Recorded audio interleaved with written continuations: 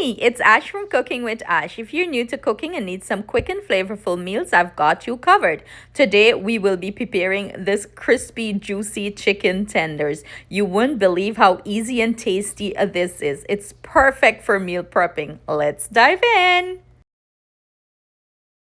Here I have my chicken tenders all washed. I'm gonna start the seasoning process and I'm gonna add half of my seasoning mix here and I'm gonna save the rest. I'm gonna add it to my flour. You want the taste throughout the chicken. Now I'm gonna go in with some hot sauce. These are the mild hot sauce. It's like used for buffalo chicken, so it's not as, spicy. Do bear in mind everything I'm using will be listed at the end of the video, the ingredients list, or you can find it in the description box below. And I'm gonna go in with 2 eggs and just go in with my fingers. If you want to wear gloves here, you can, but just wash your hands clean afterwards. And we're gonna marinate this, let it marinate for 1 to 2 hours, and then we're gonna begin the frying process. Cover this, set it in your refrigerator.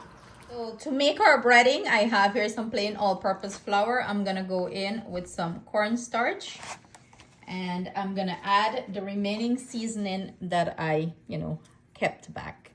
I'm gonna add it to that and go in and mix everything in. My chicken been resting in the refrigerator for about 2 hours. Now I'm gonna go ahead and start the breading process. So you just grab a piece of it and you're gonna duck it into your flour, and you want to press that flour mixture into this chicken well. You want this to be nice and coated. Get into all the cracks and the grooves in the chicken. This is going to make it very crispy and nice. I have a pan lined with some parchment paper. I'm just going to set this to the side, repeat the process until all the chicken is breaded. And I have my oil preheating there. I have my oil. It's about 325 degrees Fahrenheit. I'm gonna go ahead and drop my chicken pieces in, and I do not like to overcrowd the pan, so usually I'll do like about 3 pieces to keep the oil at that temperature so it could fry nice and golden brown. Biggest mistake a lot of people make is as soon as they drop the chicken, they push the spoon and start turning it around. No, do not do that. If you do that, you're gonna make the breading from the chicken separate. Let that chicken fry a little bit and it's gonna start float up before you start rotating it and turning it and stuff like that. So now that the chicken float up, it's an indication that it's time to flip it over.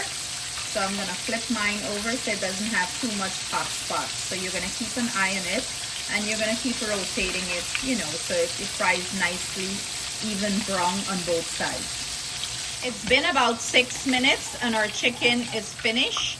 Look at this beautiful golden brown color that it achieved.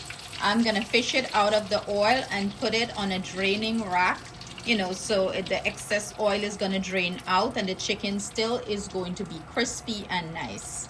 I went in with a second batch of chicken. You're gonna repeat the process until all your chicken is fried up nicely.